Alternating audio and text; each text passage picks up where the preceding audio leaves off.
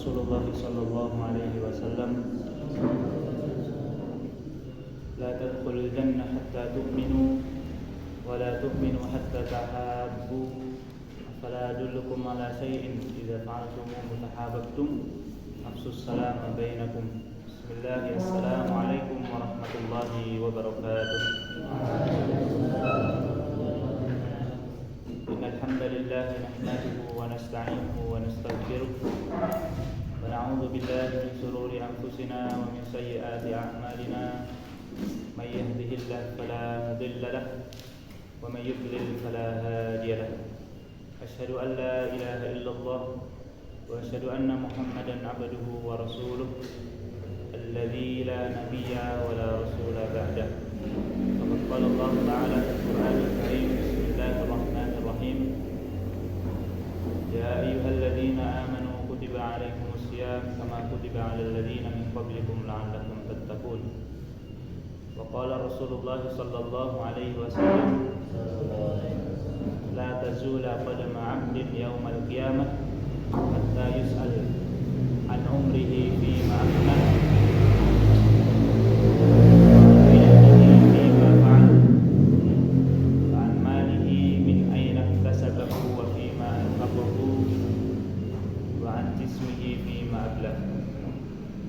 Adik-adik sholat rahmat Allah, bagaimana kabarnya? Sehat semuanya? Ada yang sakit? Di pondok ada yang sakit? Alhamdulillah. Alhamdulillah, Allah subhanahu wa ta'ala mengkaruniakan kepada kita berupa kenikmatan, yang mana kenikmatan ini tidak diberikan sewenang-wenang ke semua orang, terutama pada pemuda, yaitu adalah kenikmatan belajar atau berthalabul ilmi,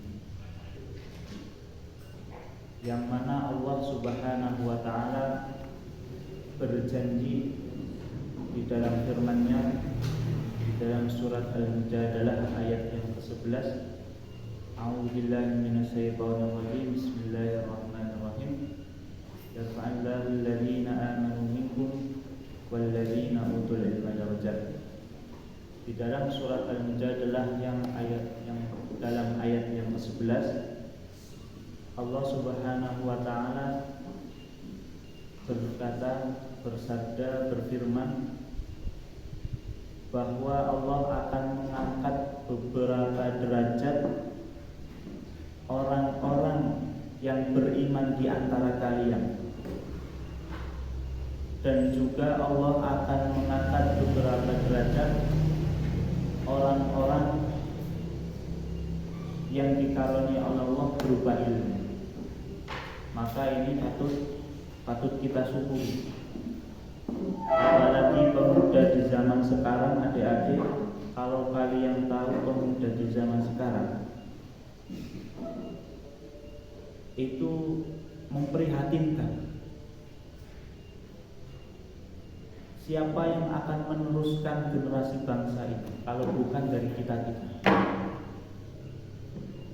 Apa patut mereka-mereka yang minum-minuman jadi anggota ketua DPR misalnya? Apakah patut mereka yang berzina itu menjadi imam di negara kita? Apakah patut mereka yang melakukan kemaksiatan mereka menjadi pemimpin? Patut enggak? Maka patut kalian syukuri kenikmatan ini. Jangan sampai dengan kenikmatan ini justru kalian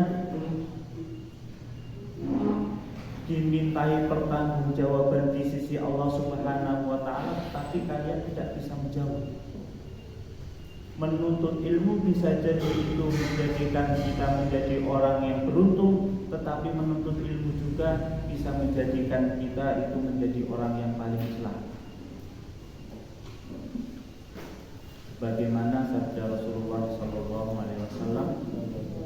la tazula qadama 'abdin tidak akan beranjak kedua telapak kaki Bani Adam yaumal qiyamah, di hari kiamat nanti, hatta yus'al an umrihi fima afna, sampai ditanya yang pertama tentang umurnya, tentang waktunya, untuk apa dihabiskan. Yang kedua, wa'an ilmihi fima fa'al, ditanya tentang ilmunya, bagaimana dia mengamalkannya. Ilmu ini adalah kunci bagi siapa yang menginginkan dunia dan kunci bagi siapa yang menginginkan akhirat. Kemudian yang ketiga, wa an malihi min aina iktasabahu wa fima anfaqahu. Pertanyaan yang ketiga adalah tentang hartanya, dari mana ia mendapatkan dan kemana yang belajar. Dan pertanyaan yang terakhir, wa an jismihi fima, tentang badan, untuk apa badan itu digunakan. Salah satu 4 pertanyaan ini adalah tentang ilmunya, bagaimana dia mengamalkan. Kalau kita nggak bisa jawab salah satu dari 4 ini, apa yang terjadi? Apakah bisa menjadi orang yang paling bahagia? Sepertinya tidak begitu. Karena 4 ini yang pasti akan ditanyakan. Yang pertama apa? Tentang umur. Yang kedua tentang apa? Tentang ilmu, bagaimana dia mengamalkan. Yang ketiga tentang harta, dari mana ia mendapatkan dan kemana ia membelanjakan. Dan pertanyaan yang terakhir tentang badan atau anggota jasad. Dan 4 ini alhamdulillah kita sudah mempunyai. Umur Allah masih memberikan, ilmu juga alhamdulillah Allah mengaruniakan kepada kita, bukan begitu? Harta juga kita punya, meskipun hartanya nggak seperti Raffi Ahmad. Ya, apa ada yang seperti Raffi Ahmad? Anak sultan ada nggak di sini? Nggak ada. Dan yang terakhir, anggota badan juga kita lengkap. Maka jangan sampai menuntut ilmu ini justru menjadikan kita orang yang paling berat akhirat kelak. Nauzubillah. Ayo ikhwan sadani wa sadakallah. Baik, kita insyaallah pada sore hari ini akan membahas tema dengan judul Limadza la tartaqi. Artinya apa? Limadza la tartaqi. Maknanya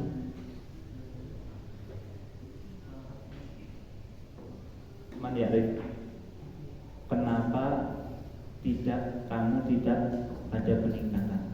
Nah, ini tema yang akan kita bahas pada sore hari ini.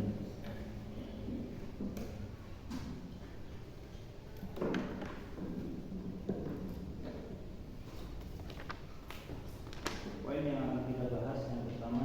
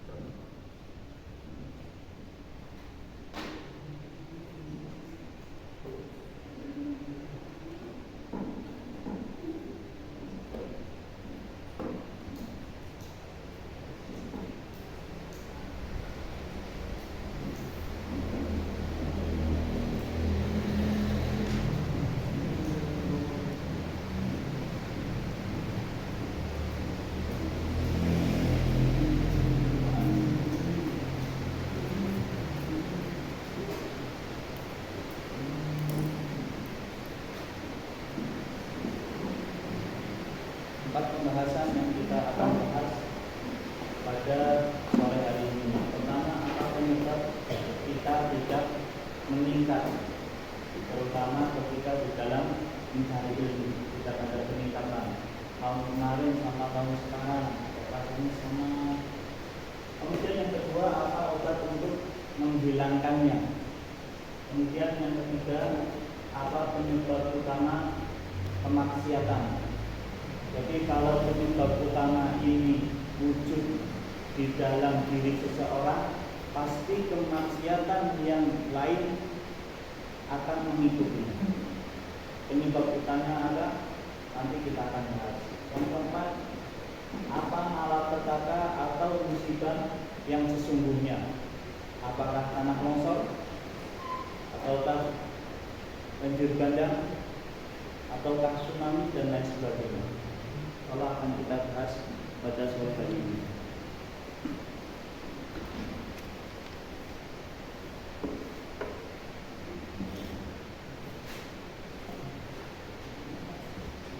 Baik, kita masuk yang poin yang pertama. Apa penyebab kita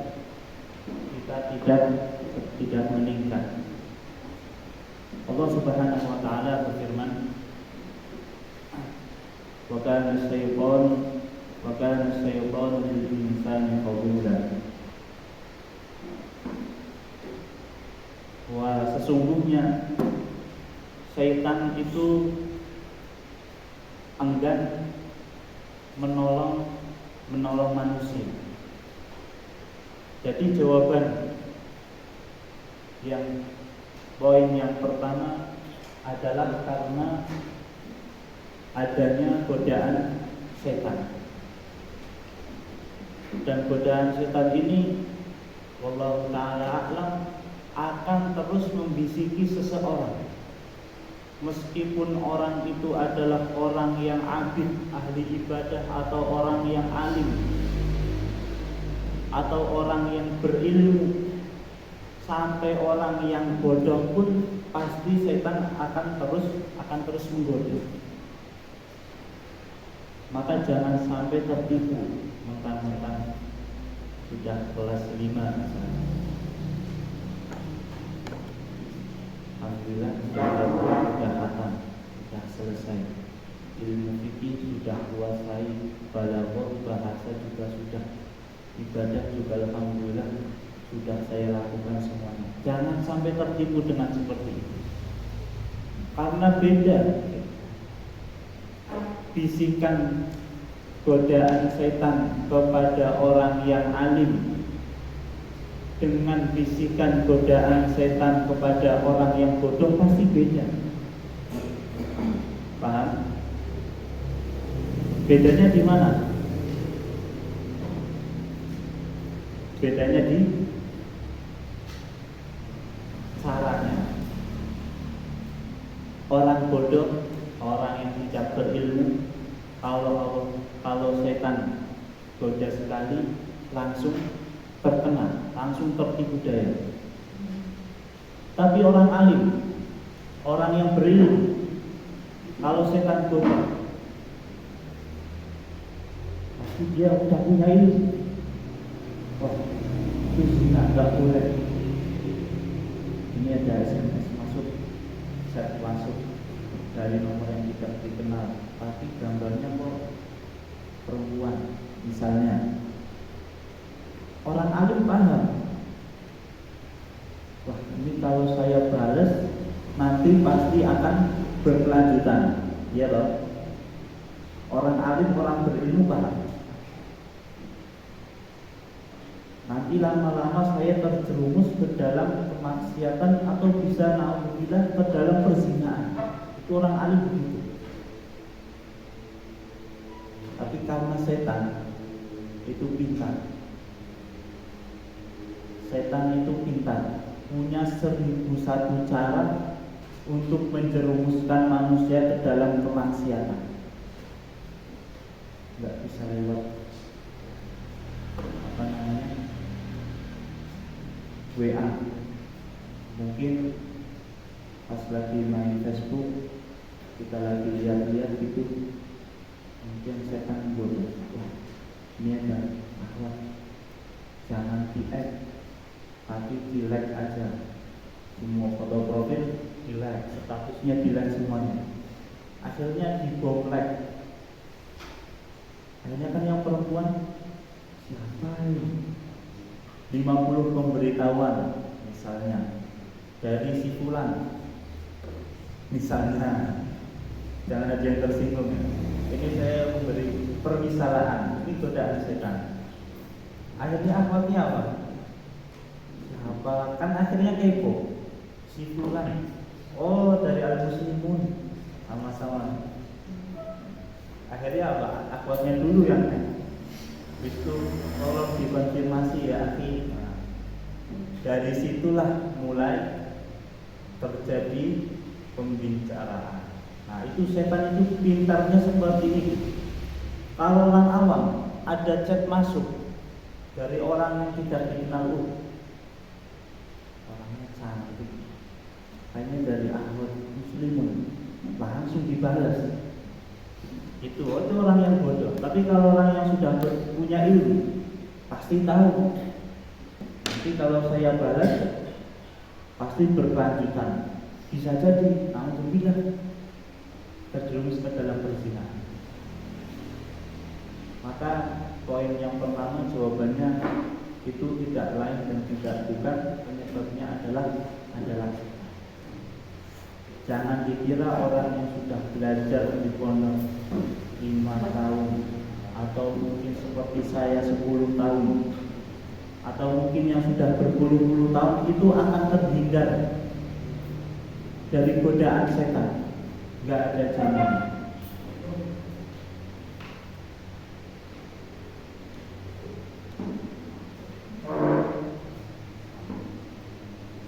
Itu penyebab yang pertama. Penyebab yang kedua adalah karena as-suhbah atau pertemanan atau sahabatan. Jadi teman itu sangat berpengaruh ke dalam agama seseorang. Bahkan Rasulullah SAW bersabda, "Al-mar'u ala dini khalilih, falyanzur ahadukum man yukhalil." Agamanya seseorang itu tergantung dengan siapa dia berteman. Maka dampaknya kalau kita pengen melihat si fulan apakah dia baik atau buruk, caranya gampang. Gak harus kita nyari sedetail-detailnya atau nyari rumahnya mana, nilainya berapa. Gak sampai seperti itu. Caranya apa? Dilihat dari teman. Siapa temannya? Siapa dengan siapa keseharian? Kalau dia temannya itu teman yang soleh, teman yang baik atau yang muslim, sudah dipastikan bahwa si fulan itu pasti dia baik. Kalau orangnya itu muslim, pasti sudah dijamin bahwa si fulan itu orangnya muslim. Tapi naudzubillah kalau dia itu orangnya itu buruk. Ini si fulan kayaknya baik, tapi kok kemarin baik, sekarang buruk. Kemarin semangat belajarnya, sekarang males-malesan.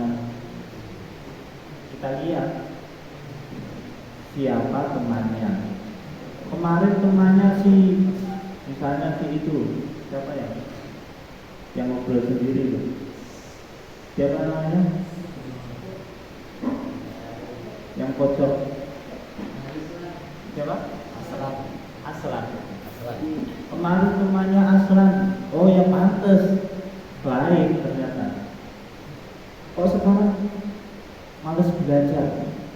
lihat dulu temannya. Kalau temannya misalnya kayak yang paling belakang,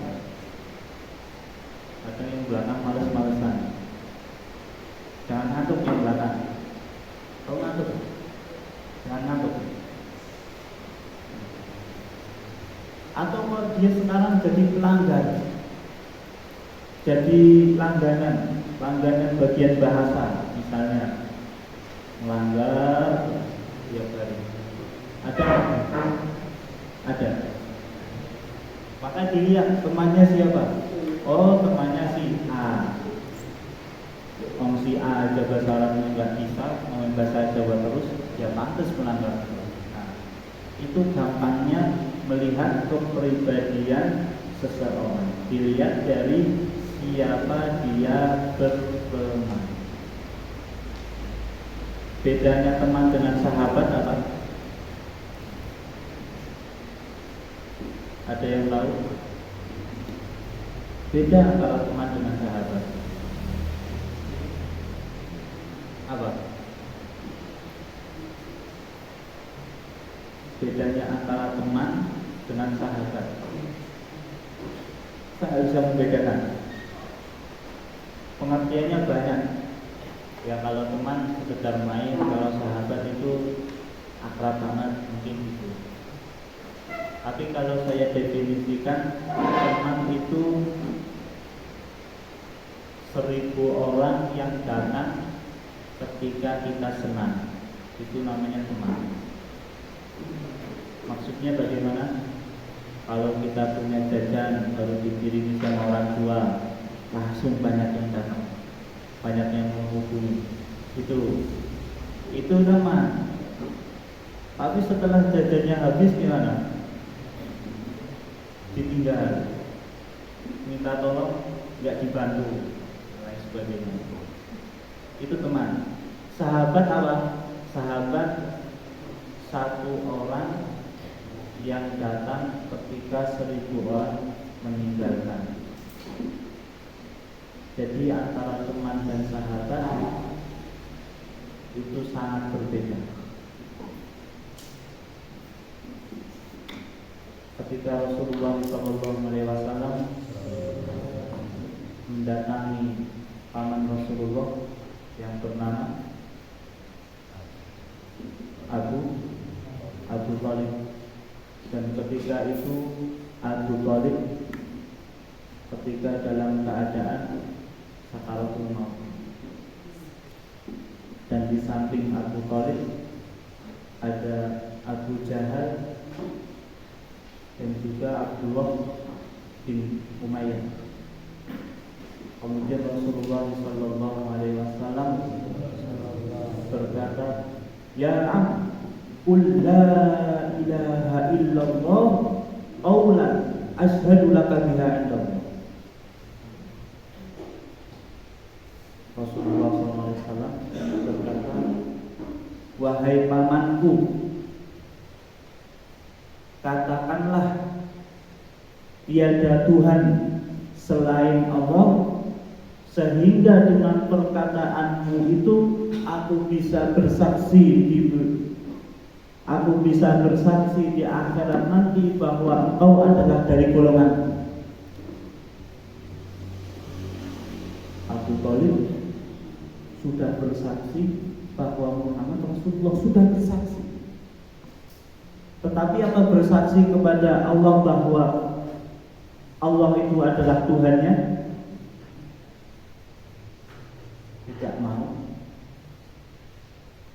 Tidak mau mengatakan seperti itu. Kemudian dibantah oleh siapa tadi yang di sampingnya? Abu Jahal dan juga Abdullah bin Umayyah. "Ya Abu Thalib, atarghabu an millati Abdul Muttalib?" Wahai Abu Thalib, apakah engkau sudah benci terhadap ajaran Abdul Muttalib? Apakah engkau di akhir hayat akan masuk ke dalam Islam dan meninggalkan ajaran yang selama ini kamu anut. Tetapi ayo ikhwah, karena Abu Thalib itu mengambil sahabat, menjadikan sahabat seperti Abu Lahab, Abu Jahal, dan Abdullah bin Umayyah, akhirnya matinya dalam keadaan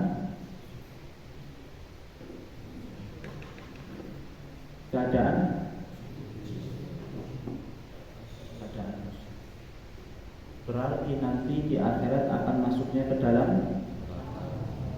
meskipun Abu Thalib itu sudah mengerahkan harta bahkan jiwanya untuk kepentingan dakwah Rasulullah, tetapi karena dia mati dalam keadaan musyrik, dia bukan termasuk ahli surga. Makanya jangan sampai kita mengambil sahabat yang mana sahabat itu sahabat yang buruk, sahabat yang jahat, atau na'udzubillah sahabat orang kafir. Karena bisa jadi dengan persahabatan itu seseorang mati dalam keadaan yang muslim atau keadaan kafir.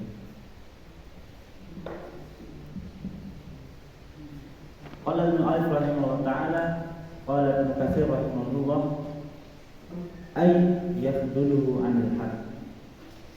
Maksudnya bahwa setan itu akan memalingkan kita dari kebenaran, wa yasrifuhu an wa yasta'miluhu fil batil, dan akan menggunakannya di jalan kebatilan, wa yad'uhu ilaihi, dan setan juga akan mengajak ke dalam kebatilan. Laqad kana Rasuluna sallallahu alaihi wasallam katsiran ma yad'u rabbahu yaqul. Rasulullah sallallahu alaihi wasallam banyak berdoa. Doanya apa? Ya qalbal qulub tsabbit qalbi ala dinik, wa ya sarrifal qulub sarrif qalbi ila ta'ah. Itu doa yang banyak sekali Rasulullah SAW panjatkan kepada Allah. Karena apa? Karena takut. Karena Rasulullah takut nanti akan digoda oleh setan, atau setan akan menggunakannya di jalan kebatilan. Maka jangan sampai doa ini ditinggalkan. Apalagi kita selaku talibul ilm, jangan sampai doa ini ditinggalkan. Sudah hafal semuanya saya kira, bukan gitu? Sudah hafal?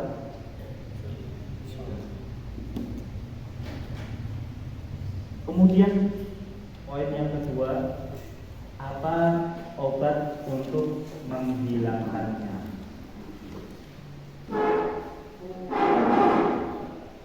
Jawabannya ada di dalam sabda Rasulullah, yang mana Rasulullah juga berdoa dengannya. Doanya bagaimana?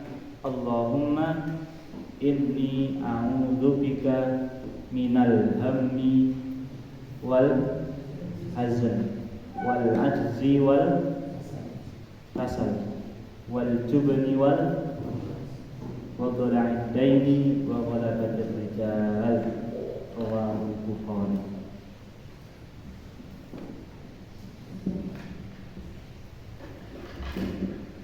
Jadi obatnya sebagaimana di dalam hadis Rasulullah SAW yang diriwayatkan oleh Imam Bukhari.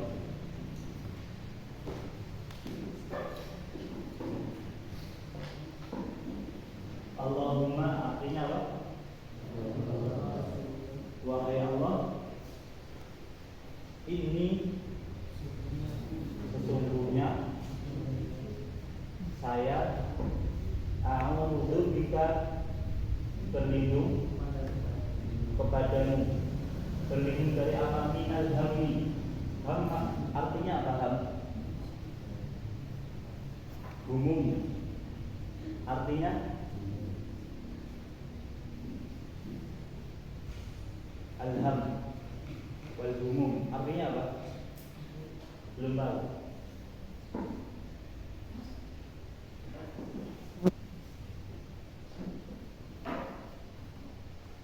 Ham itu artinya adalah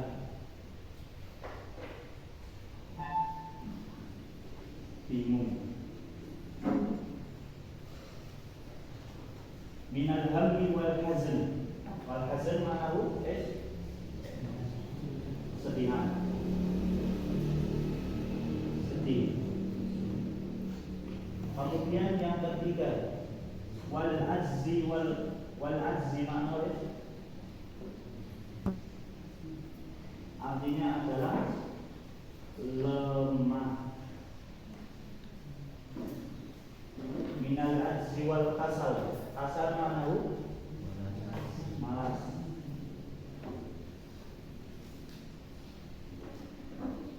Minal ajzi wal kasal.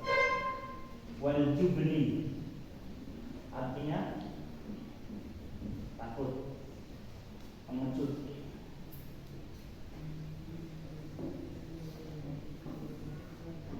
Wal bukhl maknanya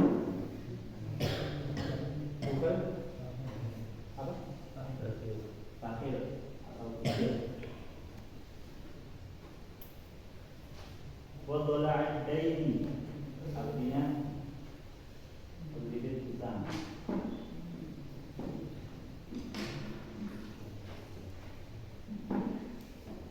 Dan yang terakhir wa ghalabatul rijal, kesewenang-wenangan manusia.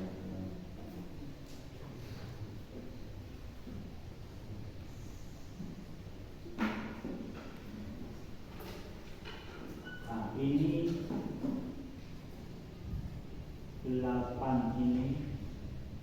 8 perkara ini yang Rasulullah SAW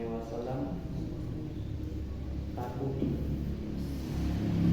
sampai Rasulullah berdoa agar terhindar dari 8. Yang pertama bingung, kemudian sedih, kemudian lemah, kemudian malas, kemudian pengecut, pikir, lilit hutang atau kesewenangan manusia. Dan 8 ini, dari 8 ini ayo itu saling berkaitan. Bingung dengan sedih, kemudian lemah dengan malas, pengecut dengan pikir, terlilit hutang dan kesewenangan. Ini saling berkaitan. Perbedaan antara bingung, sedih, lemah, malas itu apa? Ada yang tahu?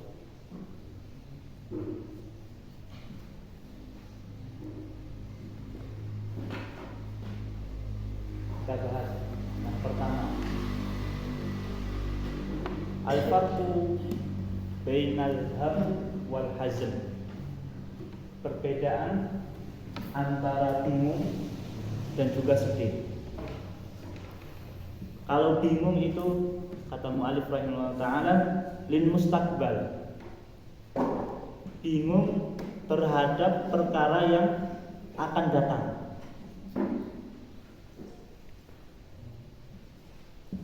Yufakiru fil mustaqbalihi, dia memikir perkara yang akan datang. Hal yahsulu ala ma yurid, yakhafu ala amrina, apakah dia bisa mencapai keinginannya atau tidak. Atau misalnya yang lain, dia bingung, takut terhadap perkara sesuatu yang akan terjadi di hari nanti. Kalau thalabul ilmi, kalau kita misalnya orang yang mencari ilmu, misalnya saya belajar di sini kira-kira dapat apa ya nanti? Itu pertanyaan. Ada yang gitu enggak? Masa enggak ada yang gitu? Ada yang pernah terbesit gitu atau tidak? Saya belajar di sini nanti dapat apa? Itu namanya apa? Bingung. Padahal semua perkara yang kita lakukan pada saat ini adalah langkah menuju kesuksesan. Kita bisa seperti ini itu karena apa? Karena dulu kita berani melangkah. Bisa hafal 30 juz, kenapa? Karena dia berani memulai. Satu hari satu halaman misalnya, tapi dia istiqomah, tidak terus mikir. Kalau satu hari cuma satu halaman, berarti nanti perkiraan 1 tahunnya dapat paling 5 juz sama ujiannya. Kalau gitu berarti butuh 6 tahun atau harus 30 juz. Dia udah khawatir. Sudah gitu apa besoknya? Karena dia khawatir terus, akhirnya males. Nah, kalau udah males, tidur aja. Paling ustadznya juga nggak tanya, paling ustadznya juga nggak dapat. Nah, itu arti dari bingung. Kalau sedih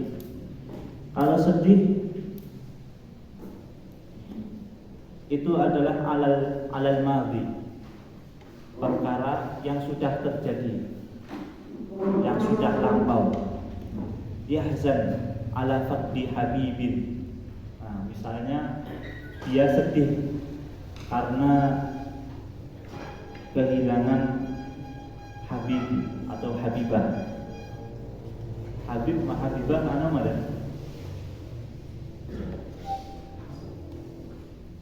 Habib atau habibah artinya apa? Orang yang disayangnya. Dia kehilangan orang yang disayang, sampai dia akhirnya apa? Nggak mau makan, nggak bisa tidur. Suruh hafalan nggak nyantol, ketawa sendiri. Ini yang seperti ini fakta. Atau karena kehilangan, maksudnya orang yang dicinta sini bukan cuma pacar loh, orang tua atau kakak. Jangan diartikan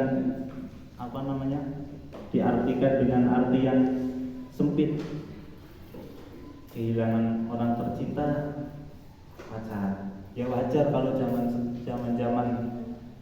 umur segini ini wajar. Kalau pacar itu, kalau saya nyebut orang yang tersayang, orang yang tercinta, pasti terjadinya pacar. Ya wajar, karena apa?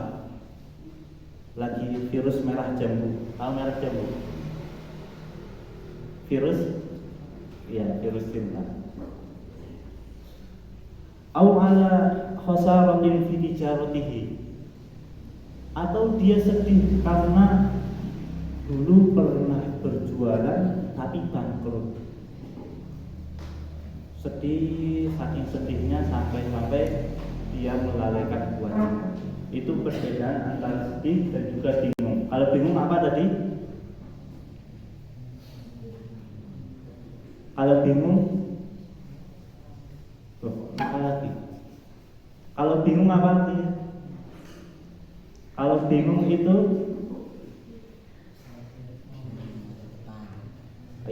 khawatir masa depan. Kalau sedih karena Itu perbedaan antara sedih dan juga bingung. Kemudian perbedaan antara al-farqu bainal ajzi wal kasal, perbedaan antara lemah dan juga malas. Wal ajzu itu sebentar ya, ada telepon masuk.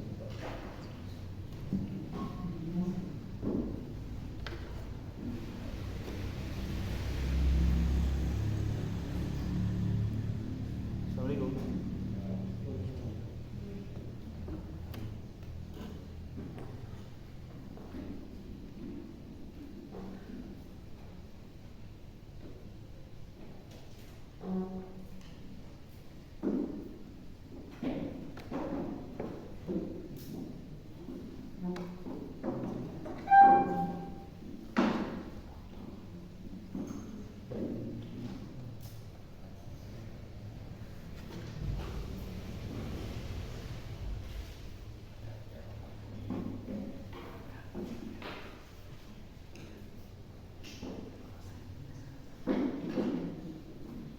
Tinggal 5 menit.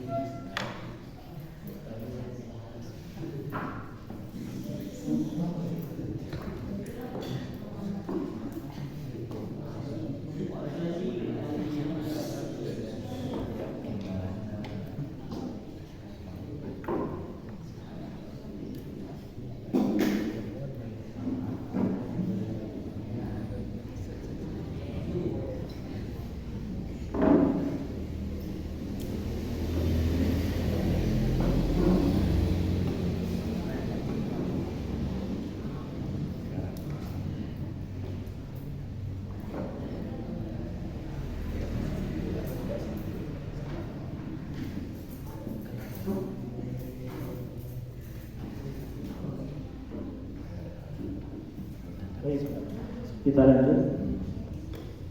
Bagaimana tadi?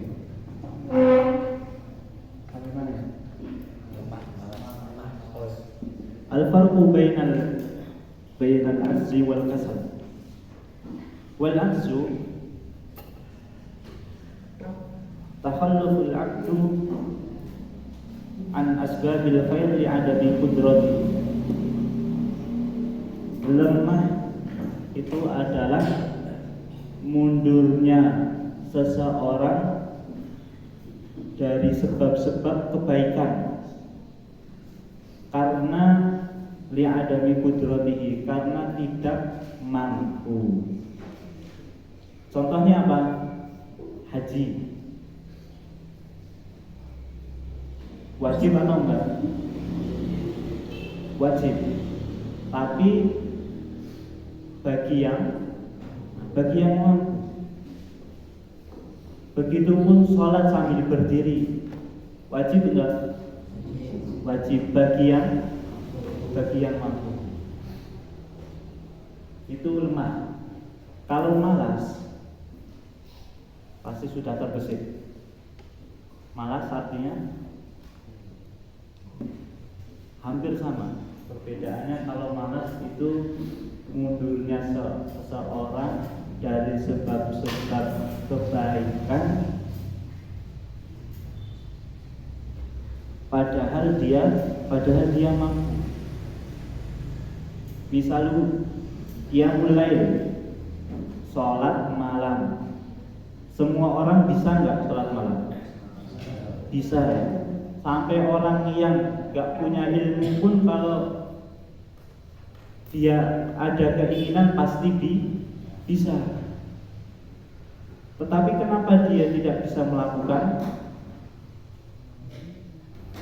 Karena malas. Berarti nanti yang dapil mana dapilnya? 1, 2, cuma 2. Yang 2 belum datang. Nanti kalau ada ini belum ada yang nggak lakukan sholat malam, bukan karena lemah, tapi karena malas. Masa santri nggak bisa sholat malam? Ada yang di sini nggak bisa sholat malam? Kan aneh, santri nggak bisa sholat malam, apalagi orang yang awam. Nah, itu perbedaan antara lemah dan malas. Lemah tadi artinya apa? Mundurnya seseorang dari sebab kebaikan karena tidak mampu. Kalau malas, mundurnya seseorang dari sebab kebaikan karena malas padahal dia mampu. Kemudian wal farqu bainal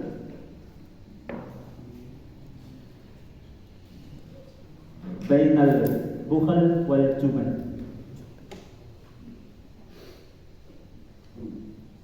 Perbedaan antara pengecut dan juga kikir. Wal jubnu adamun naf'i bi badanihi. Pengecut itu tidak bisa memanfaatkan badannya. Misaluhu fala yabduluhu fi khidmatil Islam wal muslimin. Contohnya dia tidak mau mengerahkan jiwanya misal untuk berdakwah demi kepentingan Islam dan kaum muslimin. Kalau kita pasti nanti setelah lulus dari pondok, tugasnya kita apa? Berdakwah. Itu jadikan nomor 1 ayo. Dakwah ini jadikan nomor 1. Kenapa? Rasulullah SAW bersabda, "Baliwani walau ayat." Sampaikan dariku meskipun itu satu ayat. Adapun nanti kalian mau nyambi misalnya dagang, mau nyambi misalnya apa lagi, privat dan lain sebagainya silahkan. Tetapi jangan lupakan yang namanya dakwah. Ilmu yang sudah kalian pelajari jangan sampai nanti jadi malapetaka di akhirat kelak. Kamu sudah, kalau di akhirat nanti Allah tanya, kamu sudah belajar ilmu muslimun, tapi mana dakwah? Wahai Allah, misalnya dia jawab, saya malas, bukan hujah. Paling tidak nanti kalau kita sudah lulus, dakwahnya kepada keluarga itu paling minim, atau paling cakupan luas nanti ke dalam seluruh masyarakat, baik itu di negeri ini atau di luar negeri. Kalau bukhl ada nafi bimalihi, tidak bisa memanfaatkan dengan hartanya. Dia orang kaya, misalnya hartanya itu kayak Raffi Ahmad, atau dia itu anak sultan, tapi hartanya untuk pamer di media sosial. Beli ini kemudian dipublikasikan, akhirnya orang yang miskin iri. Beli itu kemudian dipamerkan, Akhirnya orang yang nggak punya iri juga. Nah ini orang yang bukhil atau orang yang kikir atau bakhil atau pelit. Karena sudah jam 5, lanjut atau kita stop sampai sini? Lanjut atau stop? Lanjut atau cukup? Cukup? Ya, nggak apa-apa. Karena itu nggak apa-apa. Ini karena jatahnya kan sampai jam 5. Berarti nanti kita lanjut kalau pekan depan. Kalau kita akan lanjut pembahasan ini di pekan depan. Ingat-ingat ya, sampai perbedaan antara pengecut dan pikir. Itu poin yang kedua. Masih ada 2 poin lagi, insyaallah kita akan bahas pada pertemuan yang akan datang. Semoga Allah Subhanahu wa taala menggolongkan kita dalam orang-orang yang beriman, dan semoga Allah Subhanahu wa taala mengangkat kita mengangkat beberapa derajat di sisi Allah Subhanahu wa taala, dan semoga Allah Subhanahu wa taala mempertemukan kita di akhirat kelak sebagaimana kita berkumpul pada sore hari ini. Ya Rabbal alamin. Wabillahi taufiq wal hidayah. Wassalamualaikum warahmatullahi wabarakatuh.